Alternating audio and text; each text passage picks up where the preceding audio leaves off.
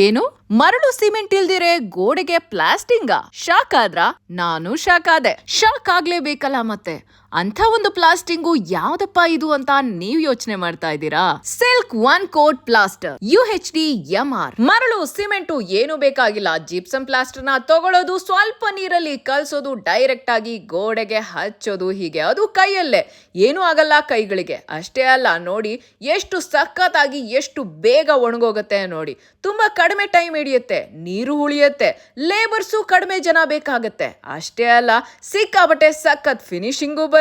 ಈ ಗೋಡೆಗಳಿಗೆ ಸಿಮೆಂಟ್ ಪಟ್ಟಿ ಮಾಡೋದು ಏನು ಬೇಕಾಗಿಲ್ಲ. ಜಿಪ್ಸಮ್ ಪ್ಲಾಸ್ಟಿಂಗು ಸಿಕ್ಕಾಪಟ್ಟೆ ಸ್ಟ್ರಾಂಗು. ಸಾಮಾನ್ಯವಾಗಿ ಸಿಮೆಂಟ್ ಮರಳಿನ ಗೋಡೆಗೆ ಹೀಗೆ ಮೊಳೆ ಹೊಡೆದ್ರೆ ಗ್ಯಾರಂಟಿ ಕ್ರ್ಯಾಕ್ ಬರುತ್ತೆ. ಅದೇ gypsum plaster, silk one coat plaster ನ ನೀವ್ ನಿಮ್ ಗೋಡೆಗೆ ಹೊಡೆದಿದ್ದೀರಾ ಅಂದ್ರೆ ನೋಡಿ, ಪಕ್ಕ ಕ್ರ್ಯಾಕೇ ಬರಲ್ಲ. ಅಷ್ಟೇ ಅಲ್ಲ, ಸಿಲ್ಕ್ ಒನ್ ಕೋಟ್ ಪ್ಲಾಸ್ಟರ್ ನಿಮ್ಗೆ ವಾಟರ್ ಪ್ರೂಫ್ ಕೂಡ ಬರುತ್ತೆ.